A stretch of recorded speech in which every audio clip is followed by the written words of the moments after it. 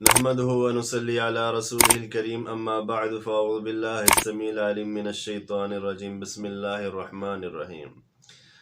رسول اللہ صلی اللہ علیہ وسلم کا پیغام ہے امت مسلمہ کے لیے، ہر اس شخص کے لیے جو قربانی کرنا چاہتا ہے۔